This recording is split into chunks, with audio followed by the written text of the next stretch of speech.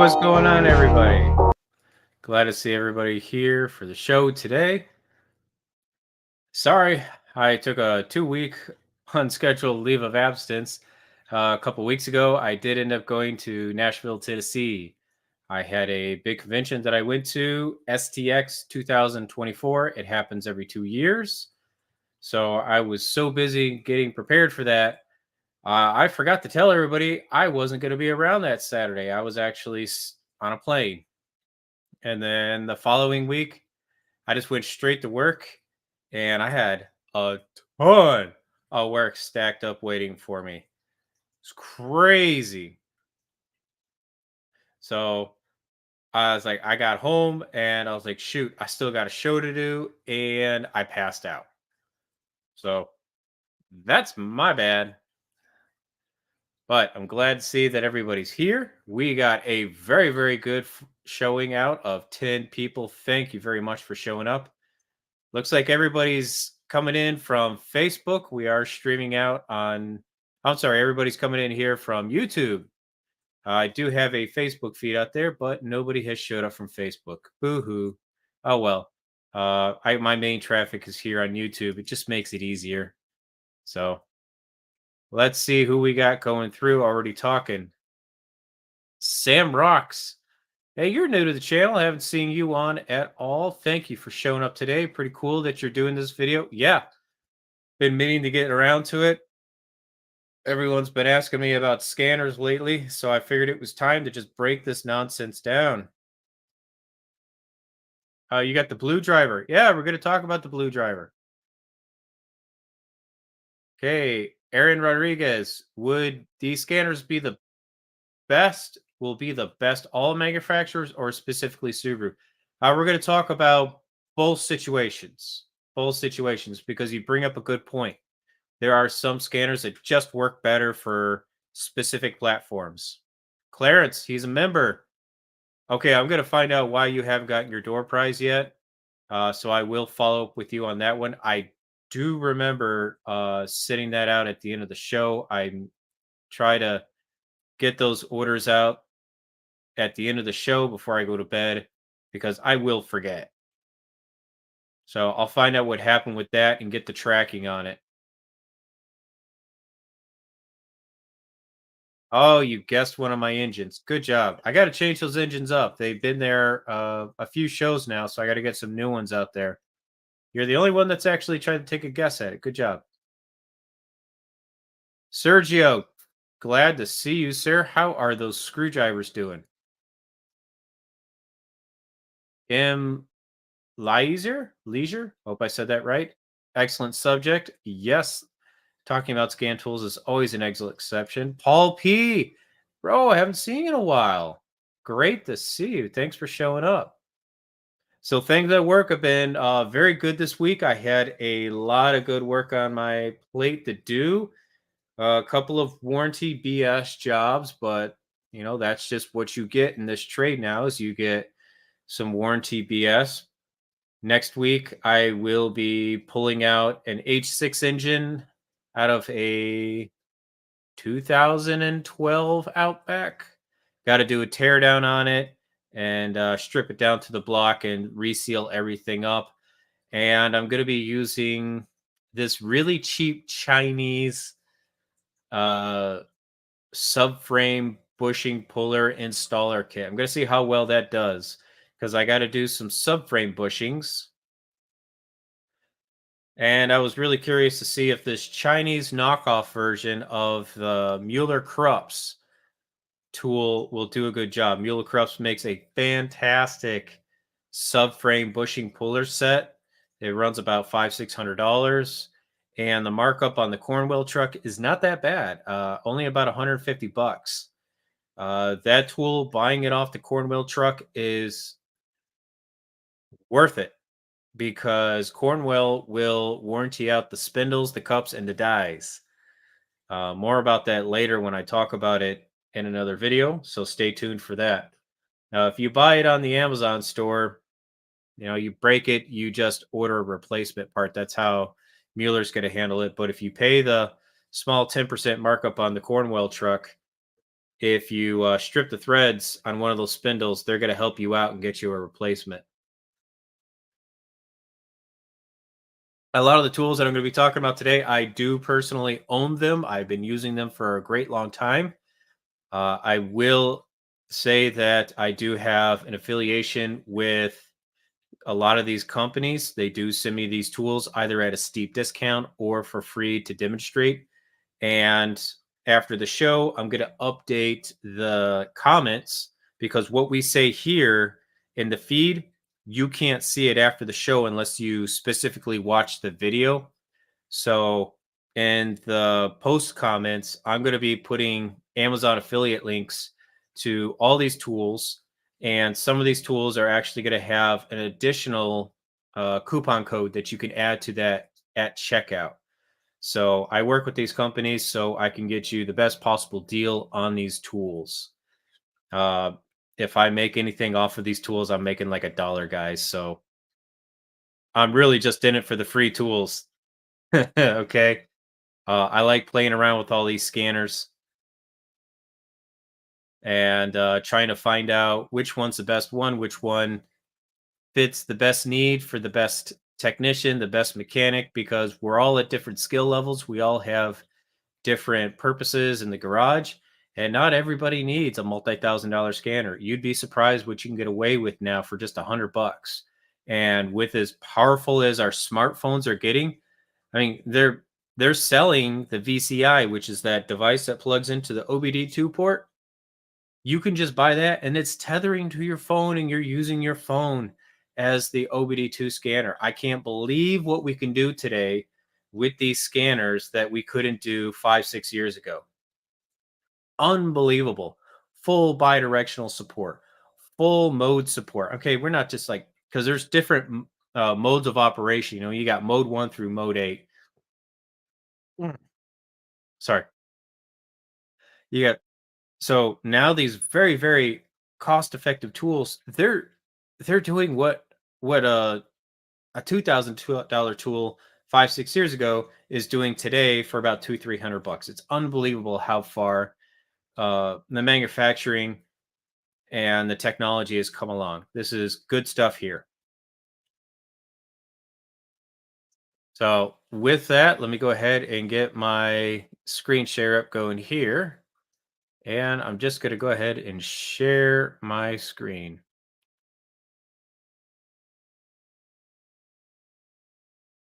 There we go.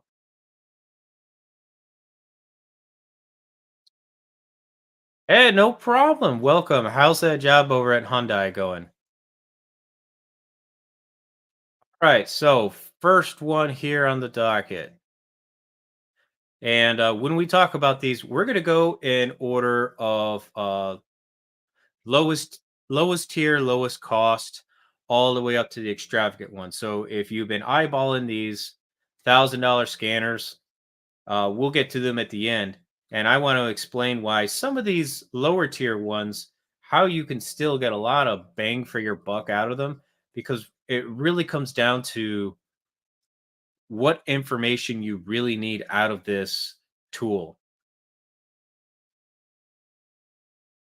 So, first off, is this Autel tool. It's called the Auto AL319. Now, this is just your low budget mode 1 scanner. It's just going to scan the engine computer and it's going to get you the OBD2 codes. It's not going to tell you exactly what the codes are. So you're not going to get verbiage. It's just going to say you have a P0171, and then you're going to plug that into your computer, your desktop computer, and you're going to look up and you're going to read in the service manual what a P0171 means on that car that you're reading. With this tool, you'll be able to be able to read vehicle information, and don't confuse vehicle information with a code. Okay, so you can read a code and you can read vehicle information. Vehicle information is going to be the VIN number that is burned into the engine computer. Okay, and that's really good information to know, because if you're working on a used car, maybe a salvage car, or maybe you're just looking at purchasing a used car, That's really valid information because you can find out if somebody's been doing a repair with a used computer. Because on these computers, once you burn the VIN in, that's why we call it a VIN burn. Once that VIN is set into that engine computer, you can't take it back out. So if you type it in wrong, you're screwed. You're forever going to have uh, the wrong VIN number programmed into that computer. And sometimes that can cause problems if you have a bad VIN number. Most of the times it doesn't. But I think as we get into later model vehicles and a few more coming out, they're going to get a little up. They're going to start getting a little picky about some computers not having the same VIN number in all the computers. 10 years ago, 15 years ago, the computers really didn't care. Just as long as that field had something in it, the computers didn't care. But now I've seen on some higher tier cars and some newer cars coming out that the VIN number doesn't match in the gauge cluster and the engine computer, the body control module, the keyless act. If it's not the same, it treats it as a security threat. It thinks that you're bringing in a a hacked module to try and break into the car, which is something that is very possible to do. If you're trying to steal a car, you can just take another computer and you can plug it into the network and you can make that car think that that computer should be there. So they're taking a lot of countermeasures. Excuse me, let me clear my throat. Texas pollen, folks. Ooh, it's rough. All right. So fantastic. There's so back to this tool right here. This little $27 tool. Read your codes, clear your codes, and it only talks to the engine computer. And the second biggest feature that's on here is called readiness test, readiness monitors. Now, what are those? Anytime you clear a computer, you clear a check engine light, you reset these test monitors. And these test monitors, they take time to reset. Those are programs that have to run on the engine computer to make sure that the O2 sensors are reading correctly, the catalytic test is passed, the misfire monitor is passed, and so on and so forth. As cars got produced later and later throughout the years, more tests came out. So if you're working on a 20-year-old car, there might only be about 4 monitors that need to be set. But on newer cars that have come out in the last 4 to 5 years, there are significantly more monitors that'll have to be set. So, again, if you're looking at a car, you're troubleshooting it for diagnostics, and before you really get into it, this is one feature that I look at every single time. Is I plug in to that car and I say, "Are these monitors set?" All right. If a customer comes in and they say, "I have a rough idle," or "I have a drivability issue," I check and I see if my monitors are set. Because if my monitors are not set, that means that somebody's been clearing this engine computer before me. That means that a check engine light cannot be set until these monitors pass or fail. Very, very important information to know when you're trying to diagnose a customer's concern. So keep that in mind. If you have a customer concern with a vehicle, or maybe you're diagnosing your own vehicle, check and see if your monitors have been set or if they failed, because you need to have a set or a failed condition on every single one before a check engine light can populate. Okay. And if you're a body shop tech, please listen to this. All right, because I this doesn't get translated enough to body shops enough. They're not teaching you this, and I'm not bashing you because I don't expect you to be expertise mechanics and technicians, but you should have this as a fundamental understanding. When you fix a collision vehicle and you turn the car on and you say, "Yay, no check engine lights, the car's good to go." No, no, no, no. You stop. Okay, stop there. Just because a check engine light doesn't come on when you turn the car on doesn't mean that that car is ready to ship yet. Okay. If a light doesn't come on when you first turn on the car, that just means you plugged everything in. That's it. That just means everything's plugged in. You still need to run a drive cycle test, and that is explained in every service manual for every vehicle. So you have to look up the drive cycle. Holy crap, look who's here. Toolbox Tours, what's going on, my man? I just watched one of your videos today. Thanks for showing up today. That is a really good channel to watch if you want to see technicians talk about tools and tools they've required and get a fancy video about it. That guy's got some good production on it. I really like his videos. Uh, so yeah. So back to my body shop techs. Run that drive cycle, make sure all those monitors are set. Then you can release the car to the customer, because that's how these you get really common comebacks. Is cars are being delivered without the monitors being set. You need monitors to be set in order to generate a check engine light. So I hope that all made sense. Let's go to the next one here. All right, this is a Creator tool, CRP 123. This is a little hand tool. It is not touchscreen. You use this D-pad right here. And again, this is going to do some very basic looks at the systems. You can do engine, transmission, SRS, and ABS. Free lifetime updates. This is a really good starter tool for any level of person, DIYer, and starting out mechanic. Like if you're going to be an oil changer, a lube tech, a tune-up tech, a suspension tech, a brake tech, this is really good to have because it's going to have everything that you need to scan those computers, run those monitors, and check those sensors. The one thing I will note here is that this does not have any bidirectional support, okay? That's very important to understand. What is bidirectional support? Bidirectional support means that you have the ability to command something to happen on that computer. For instance, all right, for instance, let's say you're diagnosing a door lock problem. Customer says this door lock doesn't work. All right.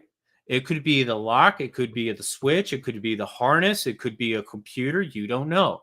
How can you very easily rule this out? You get a bidirectional scan tool, you plug it in, you log into the computer, and you can command that lock to open and close.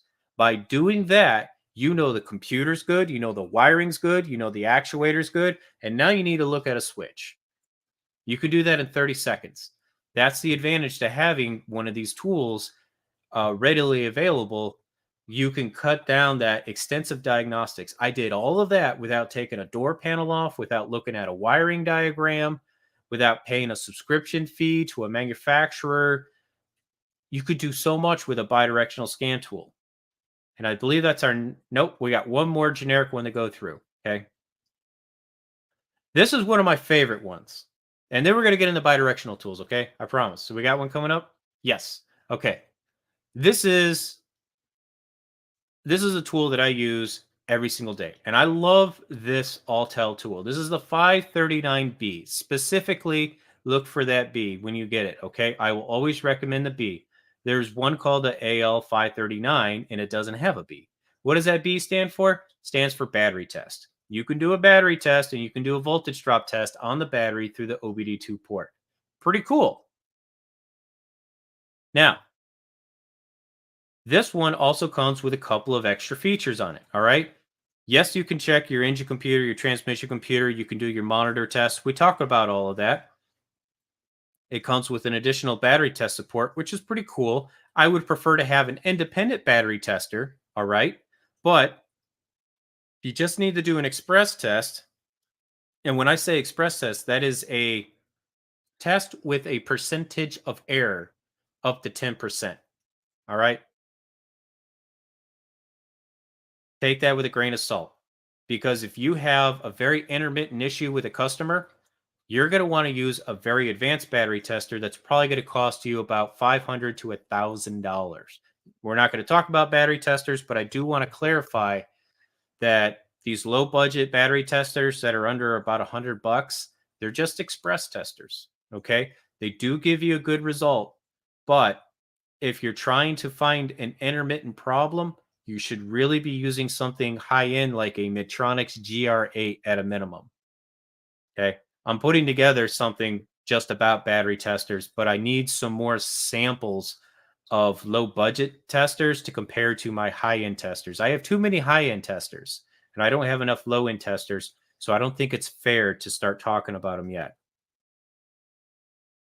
So let's talk about the AL539B. Great little tool. You're still using a tether cord to plug into the OBD tool. None of these that we've looked at yet are Bluetooth. Okay. So they're all tethered to the OBD2 port. But look right down here. You have a voltmeter. You have an amp meter. This does DC only. It doesn't do AC, but that's still very powerful. Okay. The only time you really need to look for AC on a vehicle is if you're looking at old wheel speed sensors, if you're looking for AC ripple on a battery, and if you're doing hybrid. Okay. But then you'll probably have a Fluke 171 sitting on the sideline. This will do 99% of the work that you could need. So I really want to dig into this voltmeter because I think this voltmeter is pretty badass. All right. So first off is it has an auto feature on there. So if you don't know how to set up your scales, it'll do it for you. It'll choose if you're trying to look at resistance or volts. But you know what? If you're buying a voltmeter, I kind of expect you to know the difference of doing an ohm test versus a voltage test. Um, if you read the manual, it'll explain that stuff. But I'm also putting together a voltmeter explanational series going on. It's not going to be live. I'm just going to make them a whole bunch of little 2-minute videos so you can pick and choose which one you want to learn about the most. But there's enough content already out there about using voltmeters that you guys can teach yourself in the meantime. You'll just have to wait for my version of it to come. So, anyhow, you got your ohm check right here. Now, this is not a this is a very I lost my language. This is a very narrow band ohm meter. All right. There's only so many things that have so much of a band to measure on for resistance on a vehicle. So that's why they're able to jam an ohm meter in there, is because they're not doing a wide spectrum. If you want to do a very sensitive test, you're going to need to buy a designated ohm meter that has that level of sensitivity. This ohm meter is good to just check and make sure that you got continuity on a circuit. And what is continuity? Flow of electrons. All right.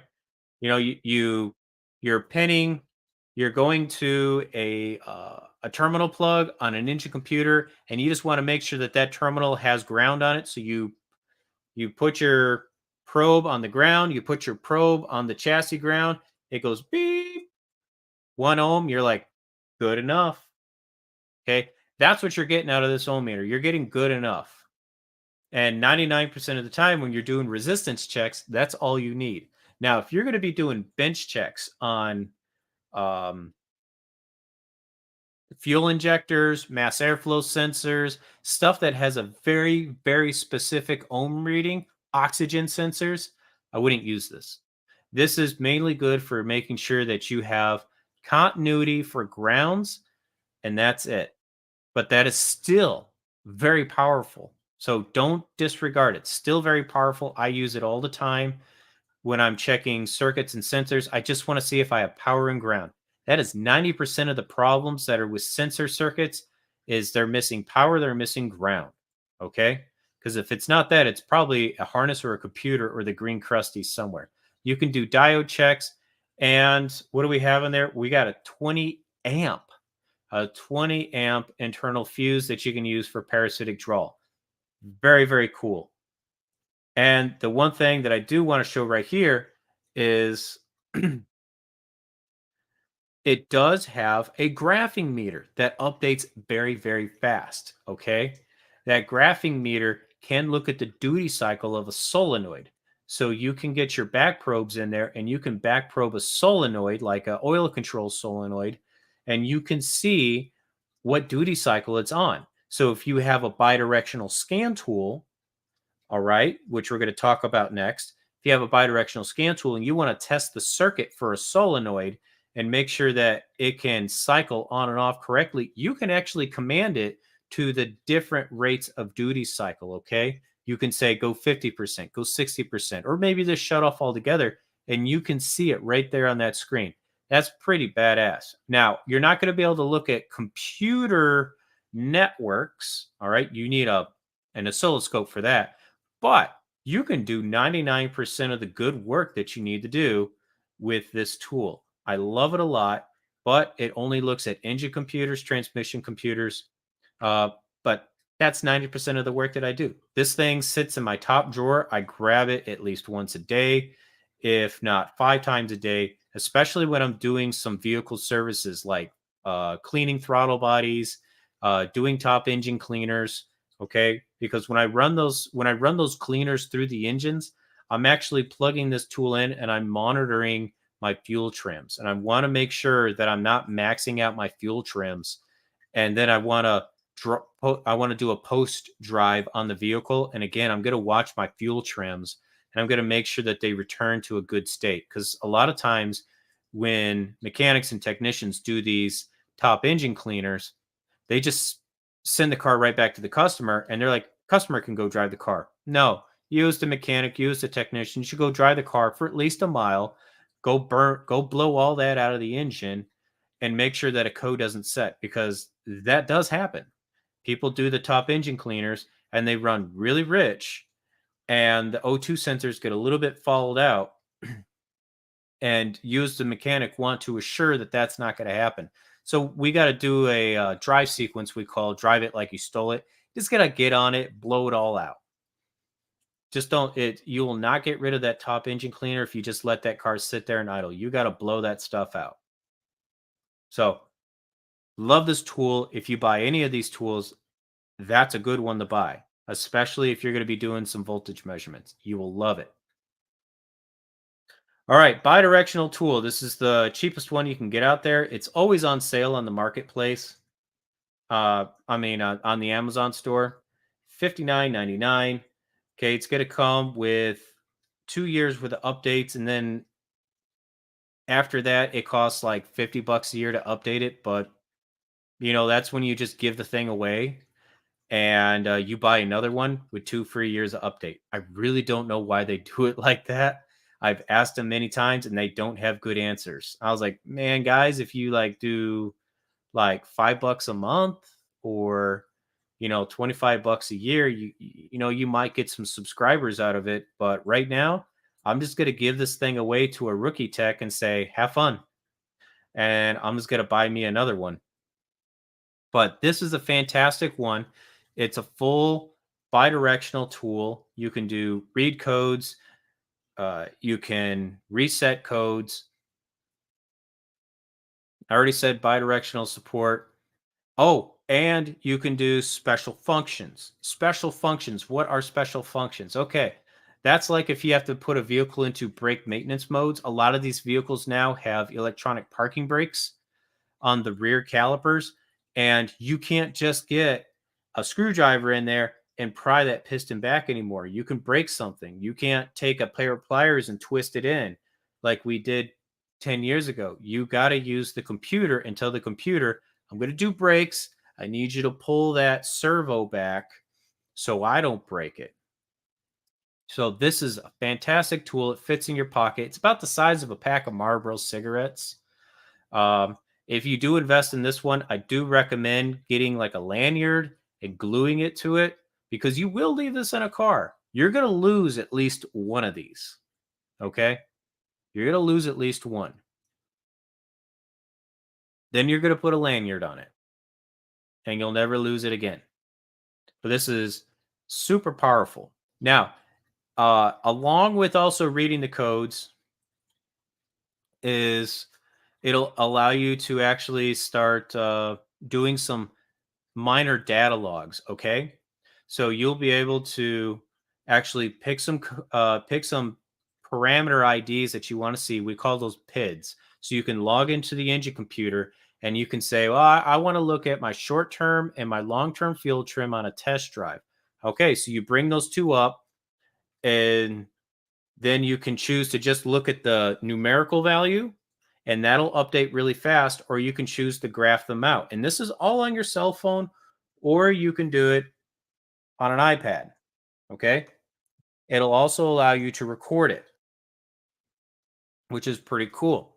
So you can go back and you can look for dropouts in your signals and try and pinpoint that to your repair. That's all really good. The one thing I do want to point out that is very important to note is if you're going to do a data log, that means you're going to go on a test drive, you're going to pick some parameter IDs, and you're going to graph them out.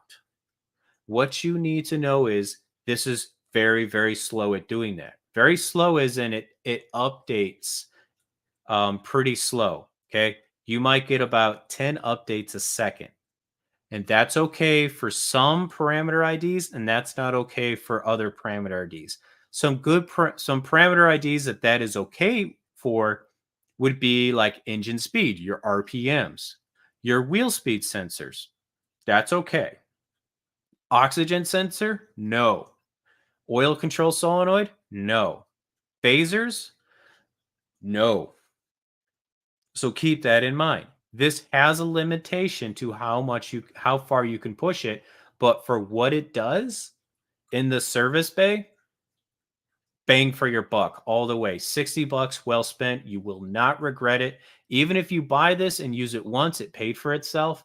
This is a great present for that DIYer that's in the family that's always asking for advice. Just chuck this at them and be like, bro, don't talk to me ever again. There you go. Okay.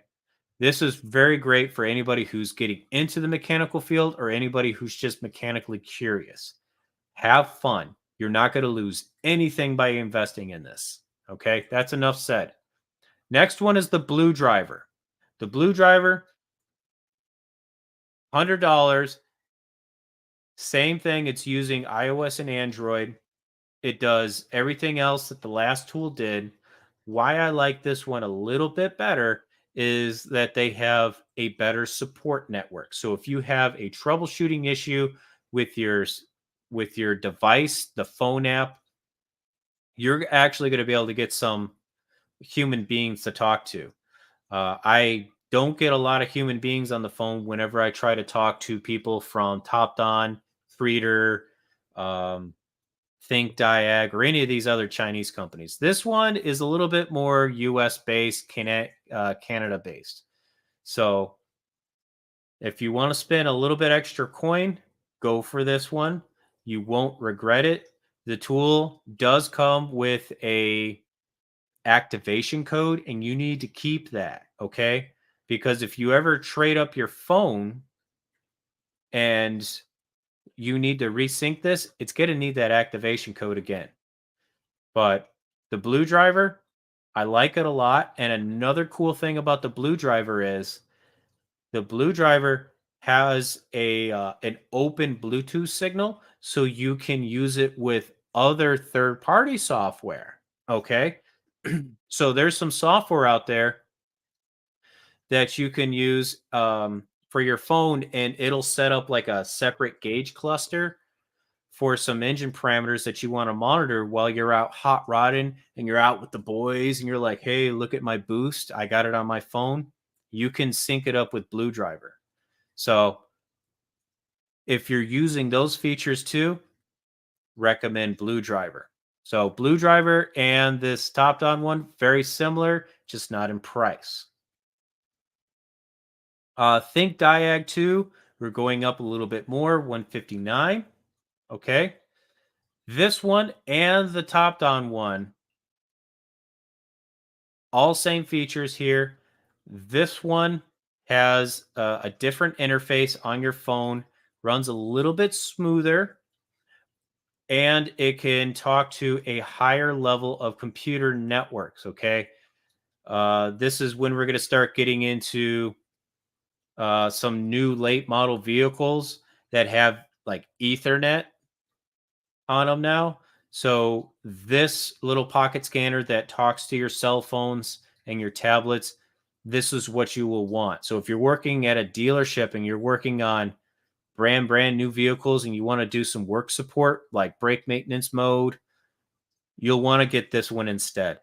The other thing that's very nice about this one is that it also does ECU coding. What is ECU coding? That means that if you install a brand new computer into something, you can set the VIN number, you can set the option code, and you can program it into the vehicle.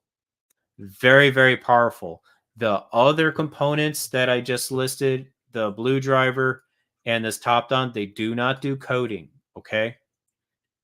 This also has a very, very nice uh, printout report. So if you're doing a scan, like maybe you're a mobile tech and you're just swinging by and you're going to do an all scan of the vehicle, scan all the computers in it, that scan can be text messaged to your customer or your friend, which is very valuable.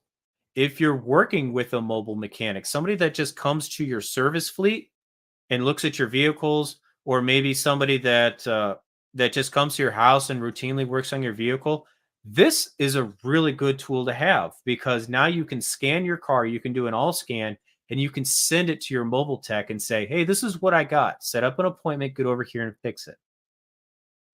Very valuable because now you've reduced his time in charging you for diagnostics.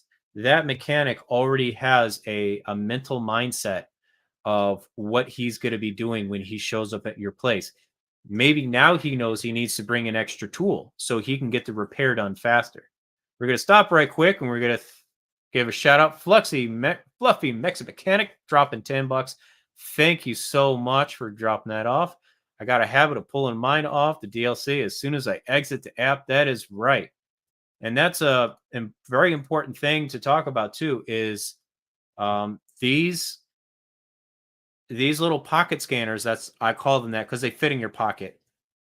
So these little guys right here, as soon as you exit the app or you get out of the cart, no alarm goes off saying that they're still plugged into the OBD2 dongle. They might have some flashy lights, but that's about it.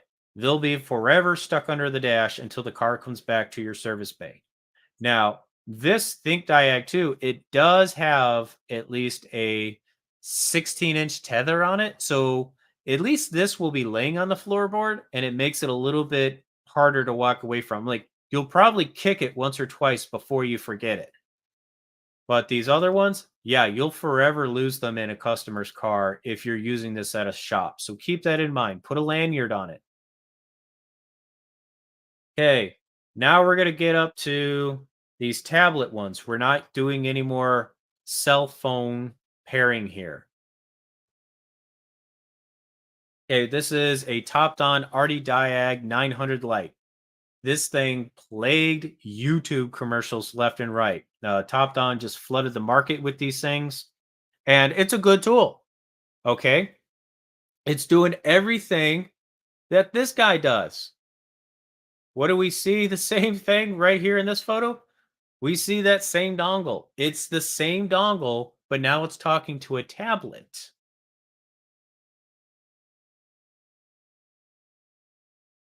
You bought the same thing for 300 bucks, literally. But this is a pretty nice tablet because it's displaying everything in a different graphic user interface. All right. What you get on your phone is a very slim profile and sometimes can be hard to find things. This tablet lays it out. It's got bigger buttons with pictures.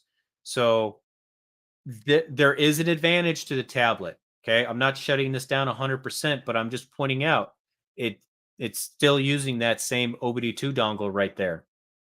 And now you're just talking to a tablet. It's got the same service resets. It's got bidirectional support. It's got special functions. And this thing is always running deals. Okay. So if you see it at its full price of 500 bucks, just leave it in your Amazon shopping cart. About a month later, you're going to see one of these big sales come up. These sales run for 24 hours and then they're done. So right now you can get it for $325 with a $23 coupon. Okay. It's nice. This VCI, the OBD2 dongle, it actually magnetizes to the back of the tool, which is good, and it doesn't fall off. It's a very strong magnet. I've used this tool to do all the service functions, all the service resets, um, scan codes, delete codes, look at PIDs, parameter IDs in any of the computers to see what they're reading. Graphing, This is not 100% great at graphing. Again, when I talked about graphing with these pocket scanners, they're only reliable for looking at like engine RPM, wheel speed sensors, because I don't need a very high resolution of updates. But if I'm looking at something that does need a lot of high resolution update, like an oxygen sensor, then I do not use this tool. Okay. I use a faster scan tool, and we'll get to those. Okay. Send post. The top down dongle is bidirectional. That is correct. It is. Yes, this does have full bidirectional support.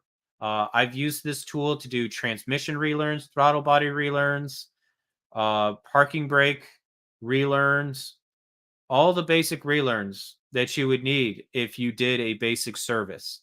This device, the RD Diag Lite, does not do ECU coding. So if you buy a computer and you plug it in and it needs programming, this will not do it.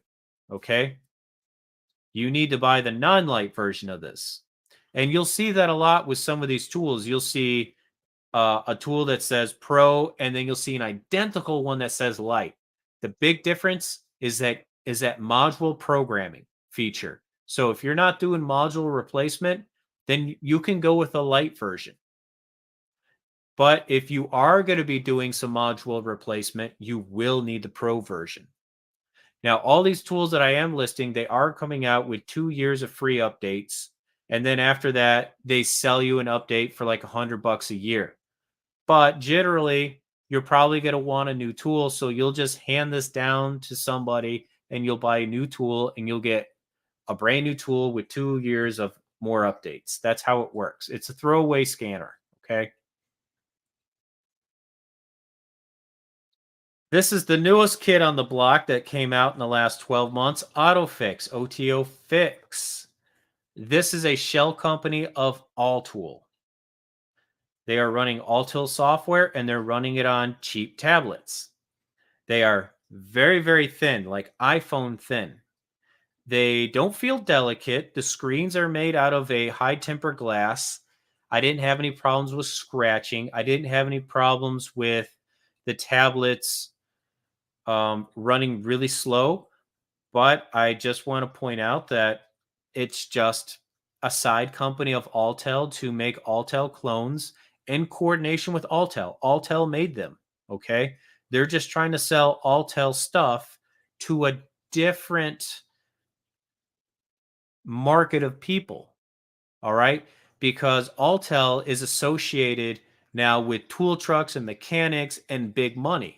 So what did they do? They made a slim, sleek version of Autel. Now they call it AutoFix, and they're marketing it to the DIYers and to the entry level mechanics. So, very good tool, has a lot of support features on it, and it has expandability. So, you can get a battery tester with it. You can do bore scope with it. Oh, I should have mentioned back here too. Let me start that part out right here.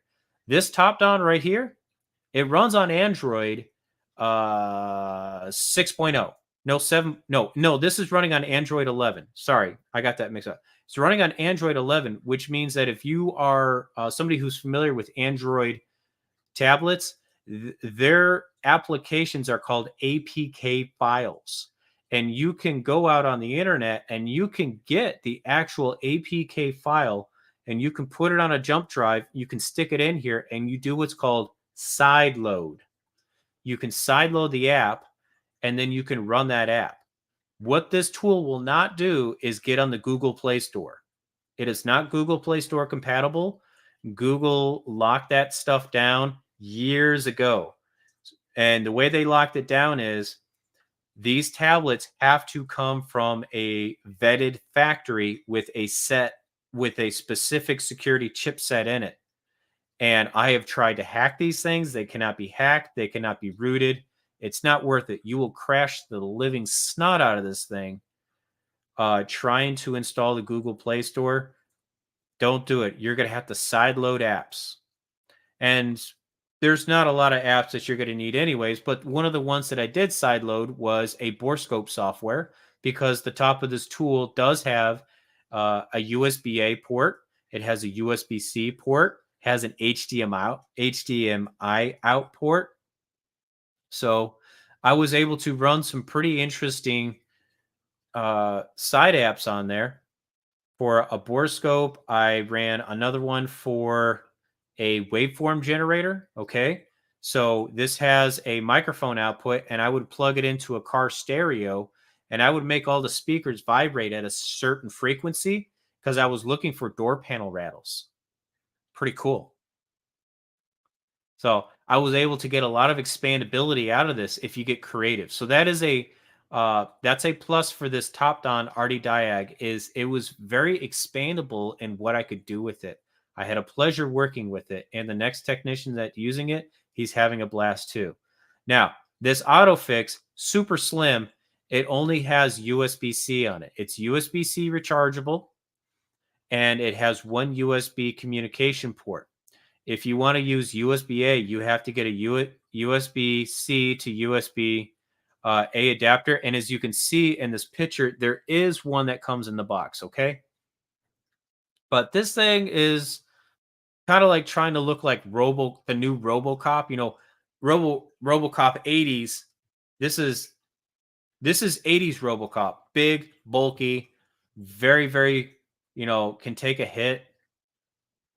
This is new RoboCop, slim and sleek, and it's for the millennials. Okay, same software, guys. Same software.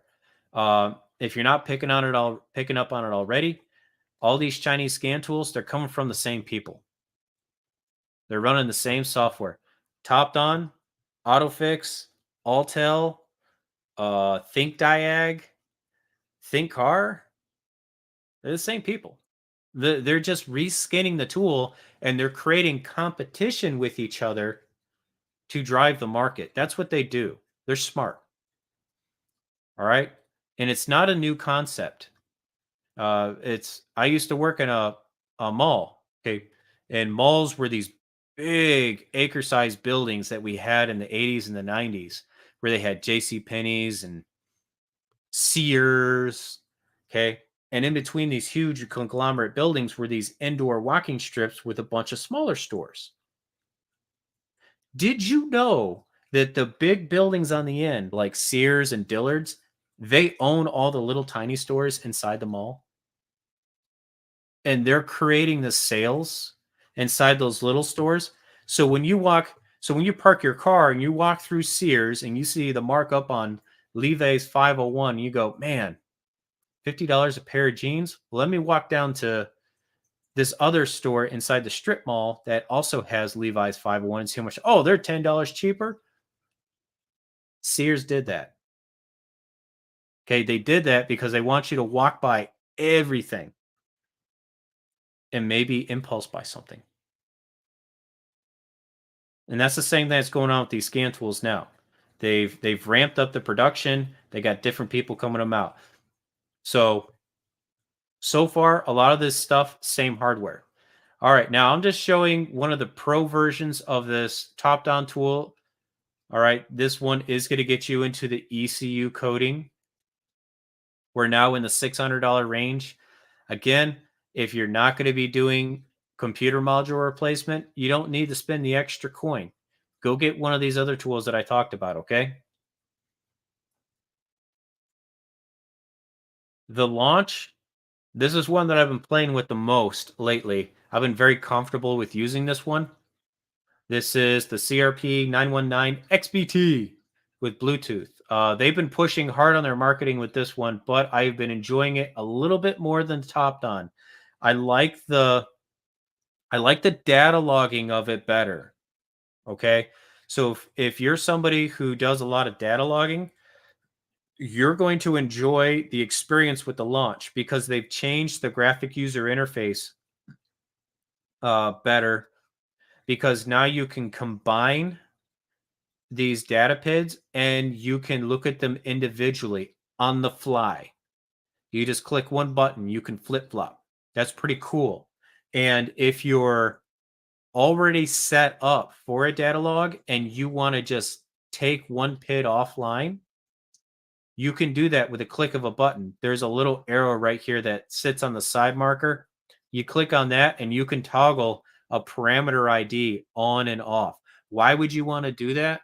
Well, you can do that to clear up screen space, and you can do that to ramp up um, your updates. Okay, because not a lot of people understand that when you say you want to data log all these PIDs, the computer has to go look at this, look at this, look at this, look at this, look at this, look at this, this.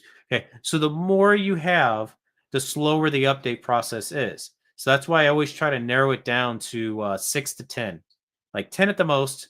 Try to get it down to 6 or 8. Now, everyone has their little pet peeve on how many maximum you should have. All right. But I have no problem running 8 graphs at the same time on this tool. They update very clean. And the way that I determine if I like a scanner for data logging, and data logging is when I start graphing things out. Okay. I want to emphasize that. When I say I like this for graphing things out, the the one parameter ID that I always bring up is I bring up my oxygen sensors, okay? Because if it's the one parameter ID that gets botched the most is the oxygen sensor. And if you data log that out, that will immediately tell you how slow the update is on that tablet. With the RD diag, it was a little bit on the jaggedy side. All right. With the autofix, it got a little bit smoother, a little bit faster. But when I got up here to this level, super smooth. I was able to see the transitions better. I was very happy with it. So if I'm looking at oxygen sensors, I'm grabbing this one automatically. Um, Now, this does have expandability on it for doing ADOS support. Those are going to be all your radars that are in your car. If you have cameras in your car, you can program those, but keep in mind you're going to have to buy an additional subscription. So you'll have to, when you buy this tool, they'll ask for another $100 if you want to do radars. Keep that in mind. And that goes for this one and this one and this one, all of them. ADOS is a separate service subscription. So if you want to look at computers and scan computers and clear computers, that's one subscription. If you want to do ADOS, that's a second subscription. And then if you want to do telematics, not telematics, starts with a T, damn it. If you want to program keys, okay? If you want to program keys, that'll be another subscription. So they find a way to do these microtransactions, but that's okay. You pick who you are. All right. You don't need all of it. A lot of people don't need all of it unless they're running a business where they're a one-stop shop, then they might do that. But if you're working for somebody else, they most likely have a key programmer, and you just need something for yourself that you can go do test drives on and not have to share the general shop tool. Now, with all these tools that I've talked about so far, starting here and up to here, okay? They have two ways of looking at parameter IDs. They let you look at the manufacturer side, and when you look at the manufacturer side, you're going to be looking at manufacturer lingo, and I jokingly like calling that Smurf talk. All right, if you've ever watched the cartoon The Smurfs, they always say Smurfy this and Smurfy that. Okay, that's how manufacturers talk. They want to be cool and they want to use their own words, and you have to learn those words, and they can sometimes confuse you. So if you're looking at an engine computer for a Nissan, for example, you're gonna learn that you're not gonna know what the hell fuel trim is because they call fuel trim something else. They call it like Alpha One or something. I always have to look it up. It's kind of silly. Once you learn it, you remember it. Unless you're like me trying to explain it, then you're gonna forget it. But you can go to what's called global. All right. Or we call it generic, but I call it global when I train people because when tell a customer, I'd be like, yeah, I have a global tool, it makes me look smarter because I have a global tool. But when I say I have a generic tool, they think I work for Walmart. So words kind of change people's perception. So you go to the global side, everything is standardized. Standardized language across every manufacturer in the world. If it's OBD2 and you're looking at an engine computer on the global side, you will see the same words every time. You will see short term fuel trim, long term fuel trim, injection time, lambda, equivalency ratio. Those words will be there and you can depend on them. You'll love it. And a lot of times when I'm looking at a fuel control issue or an oxygen sensor issue on an engine, I'm always going to look at the global side because I know I'm selecting the right parameter IDs. There's been a lot of times I go into a Ford, I go into a Mazda, and I kind of question myself, am I looking at the wrong, am I looking at the right or the wrong setting for this O2 sensor? Is there an extra trim level I should be looking at? I don't want to waste time looking in service manual and Googling things and watching somebody's YouTube video. No, I go to the global side. I find exactly what I need. I move on. That 1% of the time, though, I don't find what I need on global side. Then I'll read the service manual and I'll realize that there's a special manufacturing PID I can only see on the manufacturing side of the software. And then I write it down in my little notebook and hopefully I remember to look at my notebook when I run into that occasion again. So we're done with the $500 tools. We're going to start doubling down and we're going to move into the next level of tools. I want to point one thing out before I go to the next level tool. Let me get my drink of soda. These tablet screens, they're all on 7-inch screens. You will see versions of it that are on like a, a, a 10-inch or a 12-inch tablet. Folks, it's the same thing. Same software, same limitations, bigger screen. That's it. And they'll charge you another $400 for it. And what can you get for another $400? You can get a big screen and then you'll get more software. Okay? Now we're into the Phoenix Plus. Phoenix Plus has another function on there where you get network topology layout. This is pretty cool. All right. If you're doing a lot of diagnostics on multiple platforms, I would recommend shooting for the Phoenix Plus because when you do an all scan, you're going to get this beautiful layout right here of your CAN bus. You're going to see you're going to see you're going to see your body CAN, you're going to see your low CAN, your high CAN. You're going to be able to see the whole network topology and what's attached, what has a problem, what doesn't have a problem. It's great for taking a snapshot picture of where you're going to go. And it also shows the order that the modules are set up in. Okay? Because how many times does a car come into the shop and the customer goes, bro, the traction lights on, the engine lights on, the brake lights on, the the things are going this way and things are going that way, and he's freaking out because there's 20 things blinking at him and aren't working on the car, and he's just having a panic attack. That's understandable.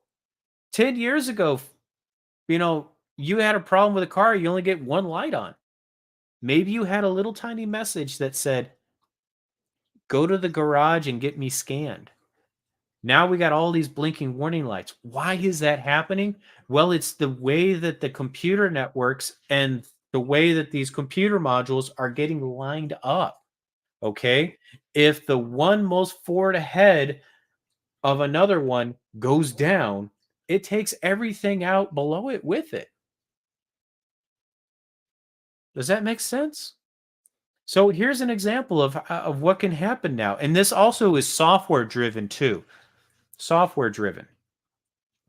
Let's say I have a car and it has a lean condition. All right. Means it's running a little bit too much air.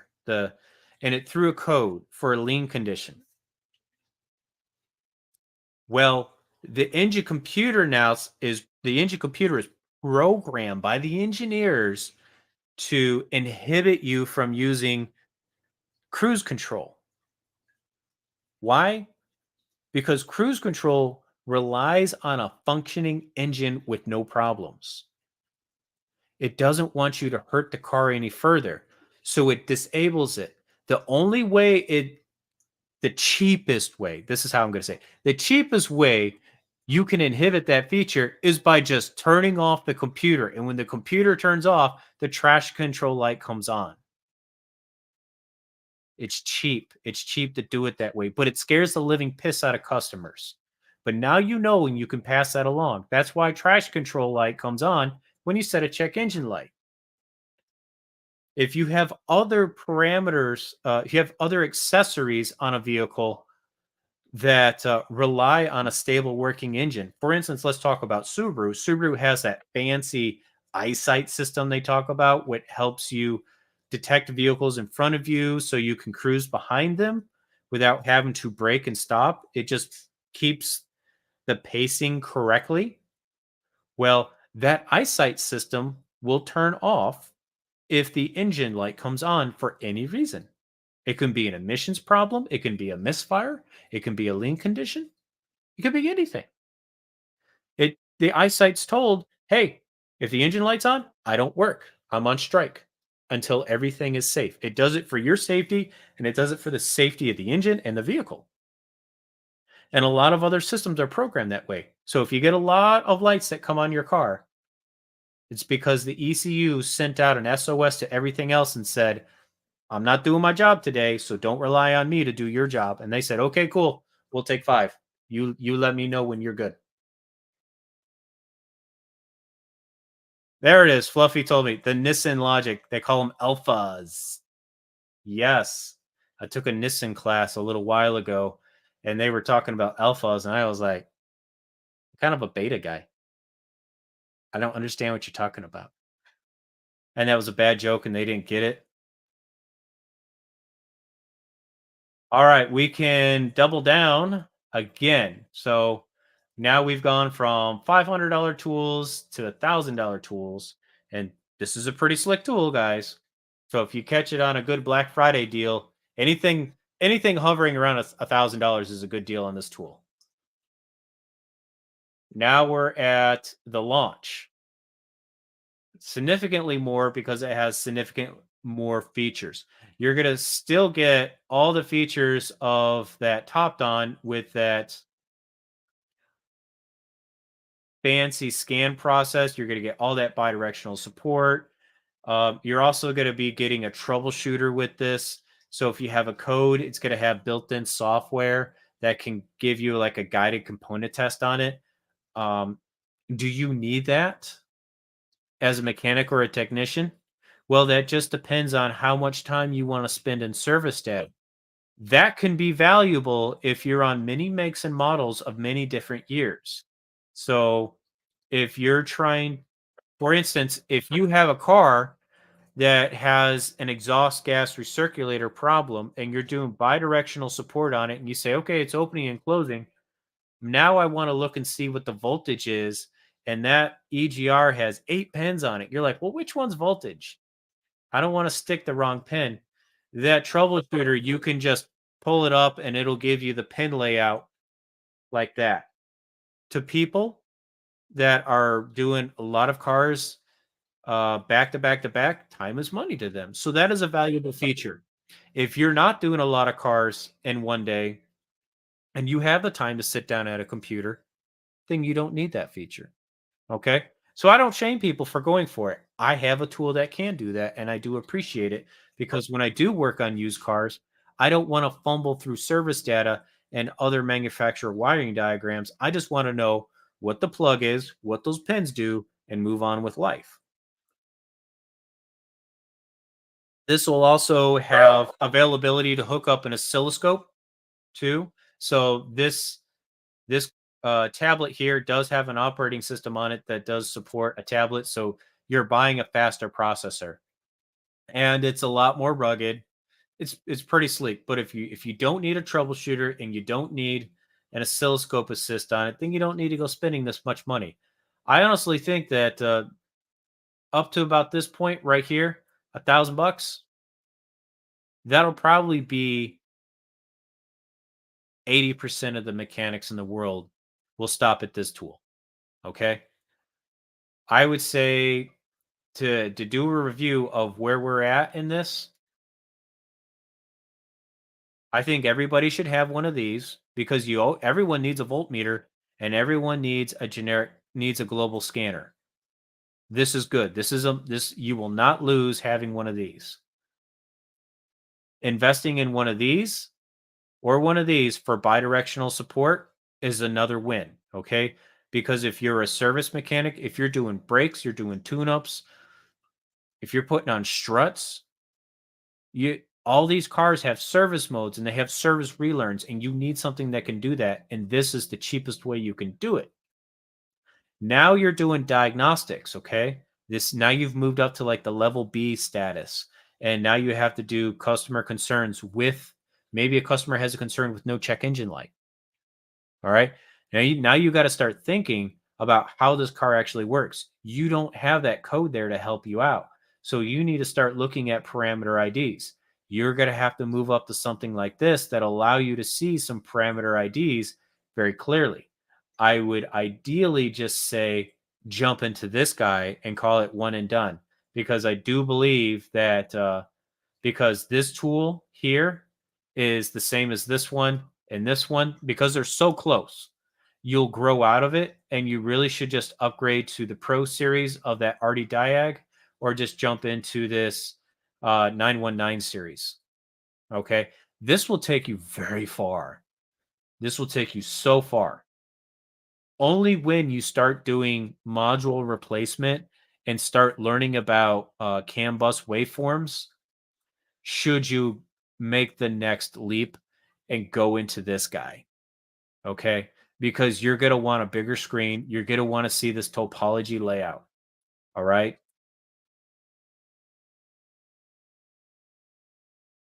Now we're going to go to the biggest, most expensive one on the market right now. Snap on Zeus. This thing's, what does it say right there? $11,792.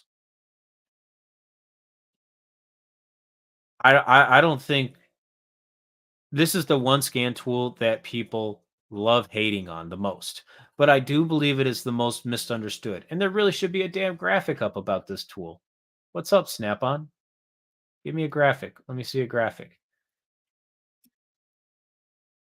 Boom, right there. Where's my graphic? You son of a. I hate you. I need a graphic. Diagnostic tools. I need to explain why.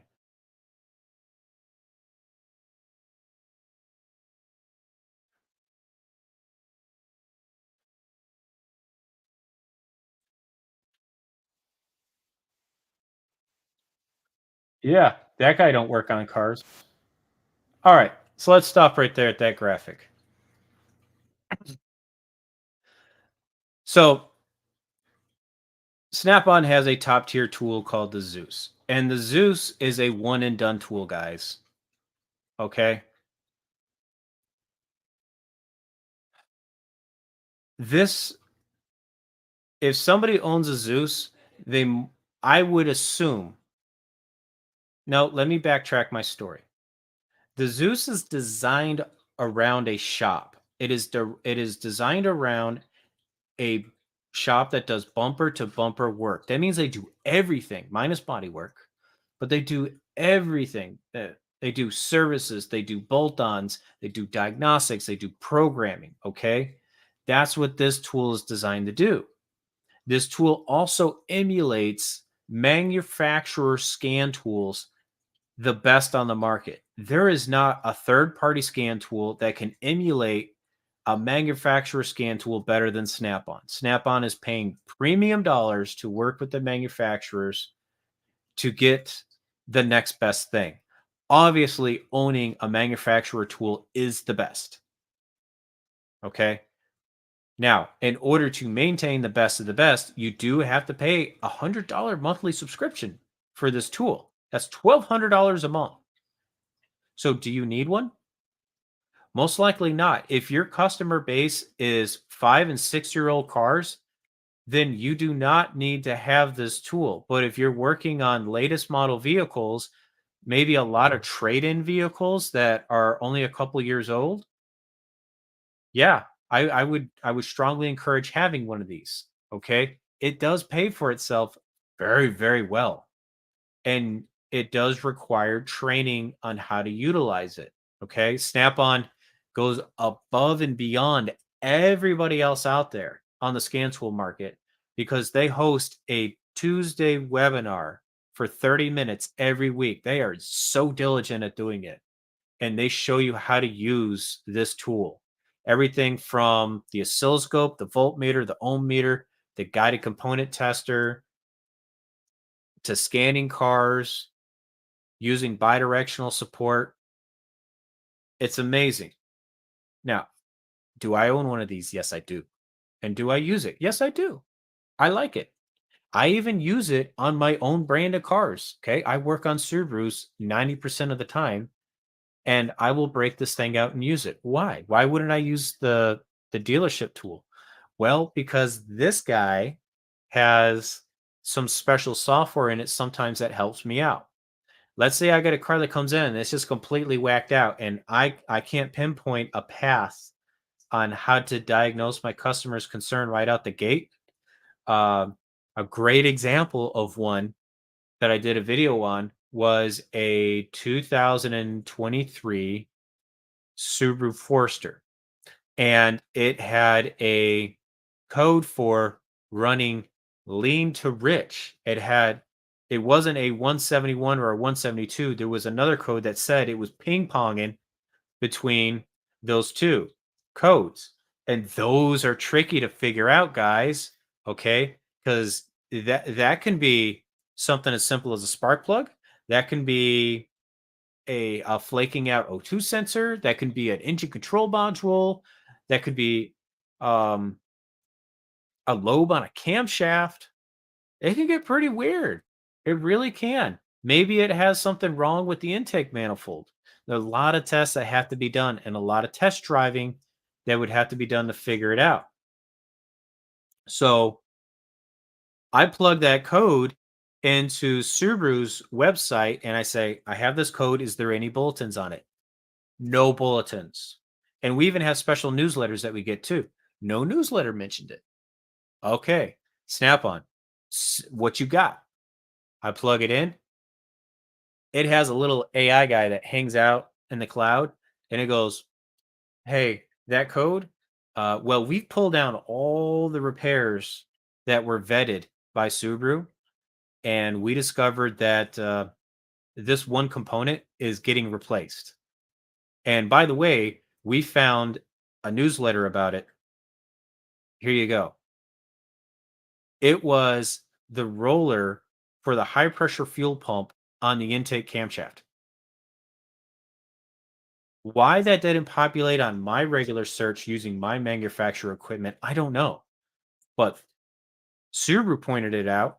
I talked to my FSC and I was like, have you heard of this? And he's like, oh, yeah, yeah, yeah, yeah. It's completely normal. I'm like, dude, why is that not populating when I plug the code into the search engine for Subaru? And he's like, I don't know. Like, I could have wasted a ton of time. That car could have been in my garage for weeks trying to figure that out. So a win for the Snap on. It does really have a good way of pinpointing repairs. If you deal with a lot of used cars, let's say you're flipping cars, you have a okay, if you sell used cars between 5,000 and 10,000, we call them five and dimes, okay? It's not a bad business, it's a good business. Everybody needs it. Those are the most popular sought out cars, is cars between 5 and $10,000. And the reason why they're the most popular is people are more willing to accept problems with them. Once you cross that 10,000 threshold, people expect cars to just run a little bit better, look a little bit nicer. So when you have a car you're selling for about 6 grand, people kind of just start being like, I can live with that. That's fine. It's got a rattle. I'm okay.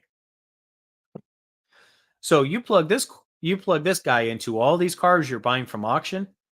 Boom, pulls all the codes. You click on every single code. It pulls down all the service reports from the cloud for that code on that VIN.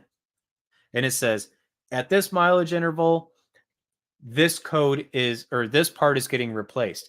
And it's fascinating to see how the changes go through the miles. Okay. So for instance, let's use a 171 is a fun code to use. I'm sorry. I keep using it, but everybody knows what rich and lean codes are. So I keep using that. So you got a lean code. And let's say we're looking at let's pick on my guy JT. Okay. We got a Jeep Liberty. All right. The worst Jeep in the world. Jeep Liberty, 4-cylinder, front wheel drive. It's got a 171. It'll say, hey, if this car has 30,000 miles on it, this was the most common repair. It was a computer update. And then it'll say at 60,000 miles, we started seeing water temp sensors get replaced more. And keep in mind, these are all vetted repairs. These aren't shade tree mechanics. These are vetted repairs. Then they're saying, oh, it has 150,000 miles. Oh, people are replacing valves in the cylinder head. That's very good information to know when you're trying to flip cars. All right. Because now you know you have an idea of what you're investing in. Well, hey, this Jeep Liberty, man, that you got from the auction for like 2,500 bucks. Yeah. He's like, there's a good chance we got burnt valves. He's like, that's what the thing says. There's a good chance. That's an idiot tool. All right. I use that loosely.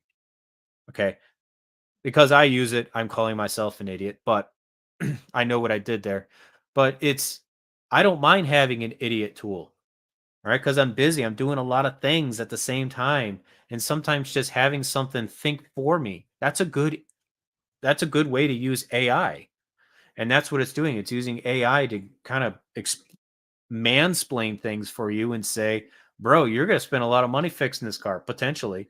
It could be one of these cheaper things, so you can check there too. But at this mileage interval, we haven't seen a lot of this. So, okay, cool. So, boss man says, well, do a leak down compression test. Hey, well, leak down compression test passed, boss.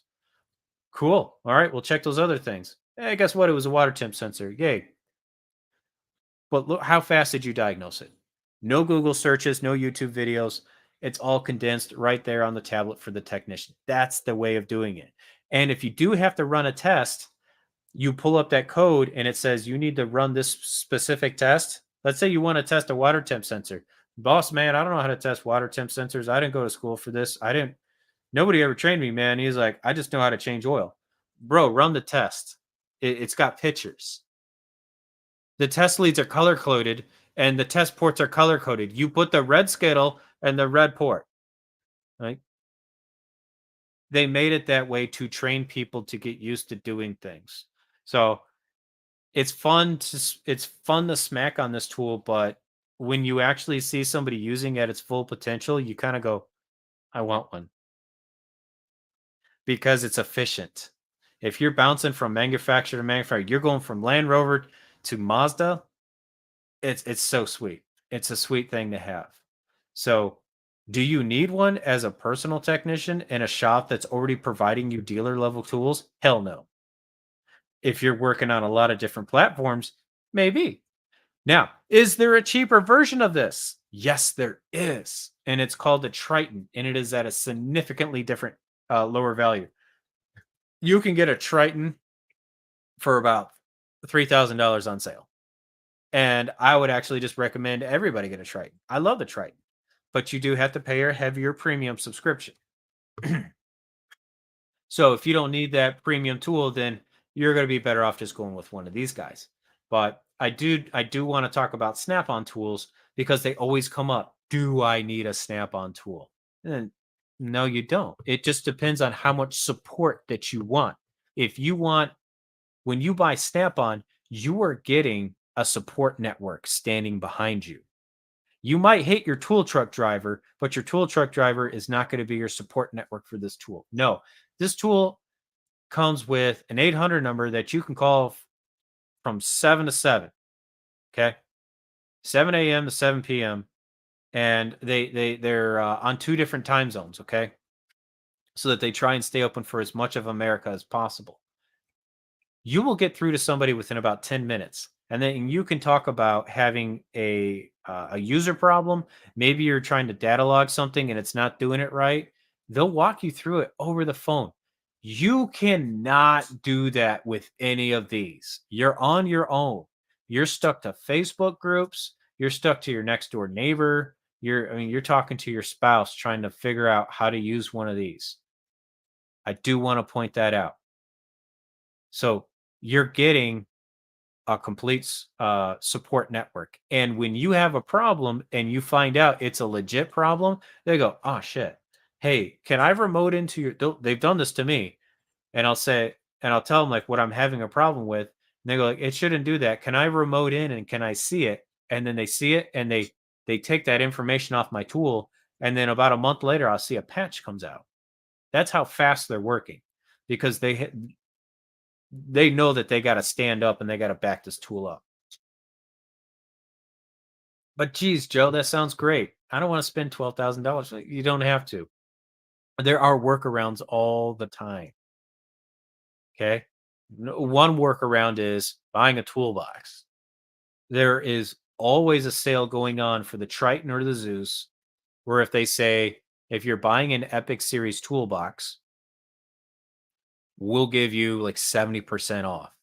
I kid you not. They're giving these things away if you buy toolboxes. If you want to buy one secondhand, let's go to eBay and let's type in. Let's see what's out on the flea bay. You can buy these babies secondhand for peanuts. Okay, look at $4,000, and it's running on version 24.2. That's the year. This thing's completely updated. That's great. So if you want to get one, you can get one. Now, bear in mind when you buy one of these Snap-on tools, like the Zeus or the Triton, and then you do want to get an update down the road, you're going to have to pay a little bit of a pucker tax, okay? Because if you leave the Snap-on network and then you come back, they make you pay about 500 bucks plus your update. It sucks. So they call it a loyalty fee. I call it the pucker tax. It sucks. Now, let's say we want to get a little bit cheaper. Let's see. Okay, there's the Triton. Smaller screen, 2-channel scope, fantastic, 2,800 bucks. It's great. Let's go a version older. Let's go to the Veris Edge. They're still out there. We can get a full screen, 4 scope, 2,800 bucks. Hey, look, there's one for 18. So you want a powerful bidirectional scan tool with coding features, with guided component test, and scoping, voltmeters, ohm meters, all precision measuring equipment. 1,800 bucks. That's not T-bag. Really. I mean, that's how I got into it. I got a Veris Edge and I got it for peanuts. It was about 7 years ago and I got it for $4,000. And I did a lot with it. I really did. And I was on that Snap On Tuesday channel, and at the time they were really heavy promoting the Zeus. And I was in the chat and I was like, guys, like you don't need a $12,000 tool. I'm using your 20-year-old tool to do this. It got so bad they didn't let me in the chat anymore. So I went over to their Snap-on forums. They eventually just asked me to shut up with a Zeus. Like they said, like if like they says, we'll buy your Veris and sell you a Zeus for like 3 grand. And I was like, well, I do like some of the new Zeus features. So yeah, sounds like a deal. So that they took my Varus away. Now, the updates on the Varus are a little bit trickier because you actually do have to have somebody come out to you and install them. On the Zeus, everything's over the air. So you got it on the Wi-Fi, it updates automatically. That's pretty nice because when I did need updates on my Varus, it sucked. I'd have to wait for like a month for the Snap-on guy to show up with the update if he had the update working. Now we'll talk about the last tool, the best tools that you can get as far as a scanner. Folks, that's your dealer level tool. Hands down, dealer level tool is always going to win. That's about as easy as I can make it. But dealer level tools are stupid expensive. Okay. If you want to buy my Subaru SM4 tool, you're looking at like $2,500 a year to lease one. They won't sell it to you; they'll lease it to you for $2,500 a year, and that's for the laptop and the software. That's not for the interface box that goes into the OBD2 dongle. They'll make you buy that, and that costs another $1,500. Yeah. Do you really want one?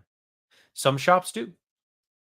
So if you get a lot of Fords in your shop, I see I see shops, they'll just go out and buy a Ford dealership tool because they know it's worth it.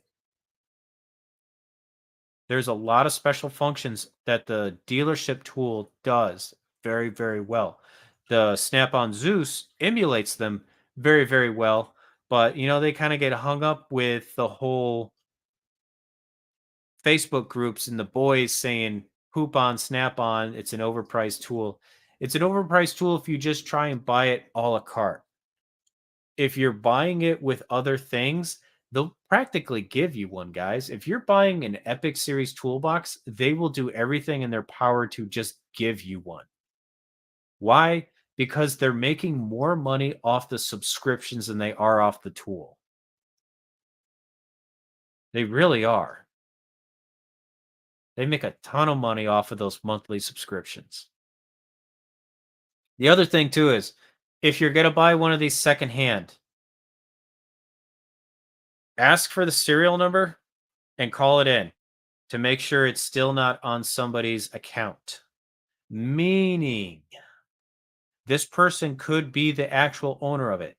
All right? If I want to sell you my Snap-on scanner, I would expect you to do this. I'm a good person. I'm legitimately selling it. I'm the original owner of it. And I want to sell it.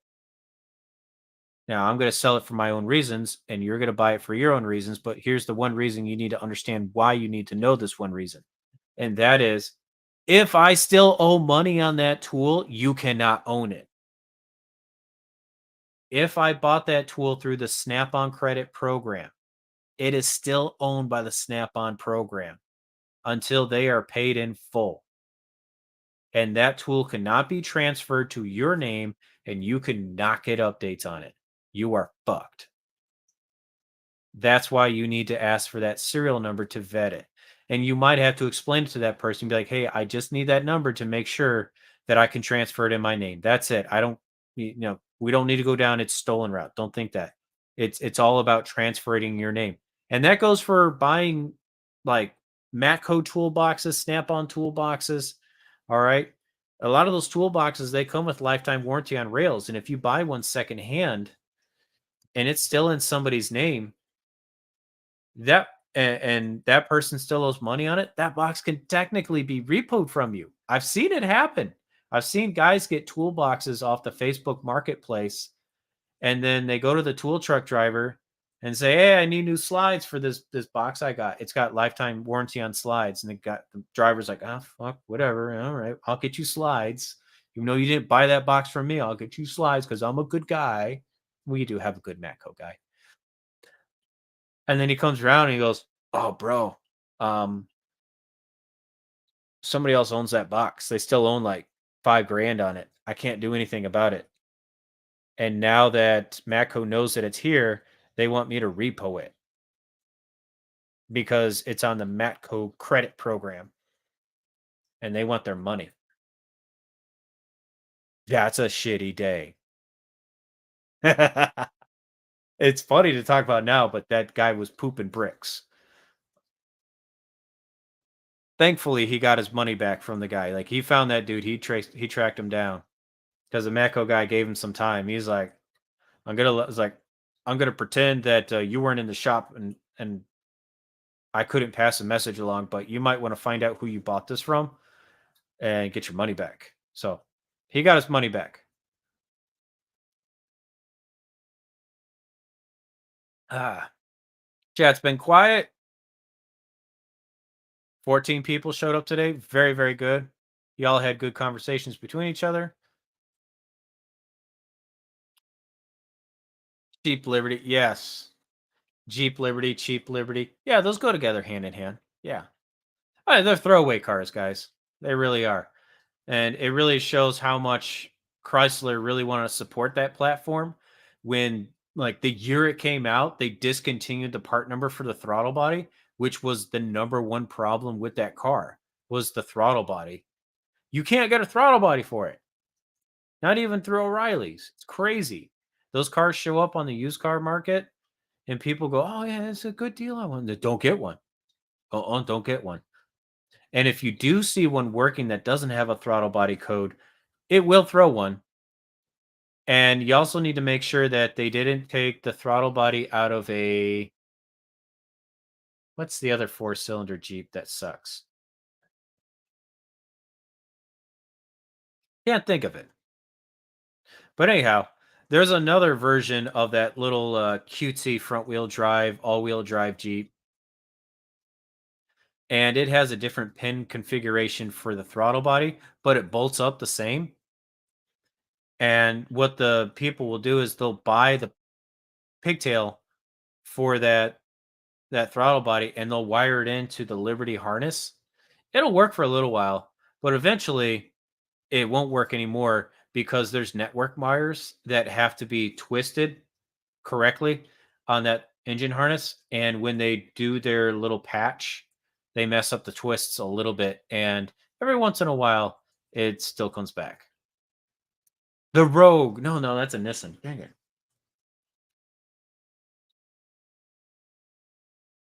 Dang it. All right. Well, I'm sure JT will tell me what it is when he listens to this. With that said, gentlemen, ladies, thank you very much for showing up today. And I will be getting to who's up here?